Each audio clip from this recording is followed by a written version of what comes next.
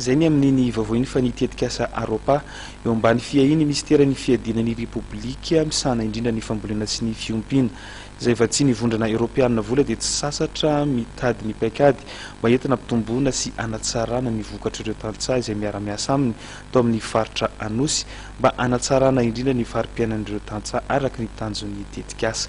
Jemimara Daniela sy Jacquino Rakotomana. Ny tombo ny vokatra ireo tantsaha tamin'ny fambolena tsaramaso sy tsako tamin'ity tao-pamokarana 7 sy 4 arivo ity raha oharina tamin'ireo taona ny fanesy tao amin'ny komina maro tao amin'ny distrika Namboasary Atsimo sy ny tao amin'ny faritra Androy. Isan'ny vinahitana sy nahatonga izay fiakarany tahany vokatra izay ny tetika asa Aropa tamin'ny alalan'ny opération labour izay notanterahan'izy ireo tany amin'ireo faritra voalaza ireo ny taona 12 sy 4 arivo teo. Ka nanomezan'izy ireo velaran-tany amin'ny hektara maro efa voaasa an'ireo tantsaha. Azo tsapahitanana tokoa ny fitombon'ny vokatra ireo tantsaha ny atomboka tamin'ny isa-tokantrano ary ny paka tamin'ny commune. Afa-po tamin'ny toana nataon'ny tetika asa Aropa sy ny fiakaran'ny vokatra araka izany ireo tantsaha.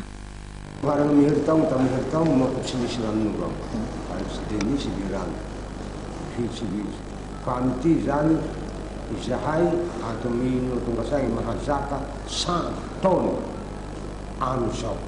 Akoatra ny toana nataon'ny tetika asa Aropa tamin'ny alalan'ny fanaovana labour'ny tany dia nahazo fiofanana ara-teknika tsara ihany koa ireo tantsaha tamin'ny alalan'ireo teknisianina avy amin'ny Aropa.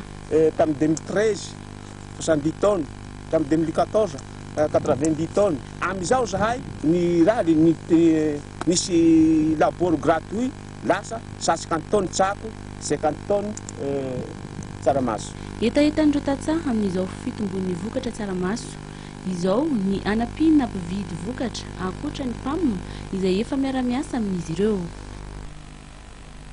Dia iny fandedidina koa tokokilasy tokovava no manakatona ny fampahalalam-baovaontsika teto amin'ny fahitalavitra MATV tamin'ity alina ity saorantsika tany tokantrano tany nahatra mijery hatramin'ny farany mamay fotoanao ny sampana fampahalalam-baovao ny fahitalavitra MATV ho amin'ny rahampitso indray. Velomato.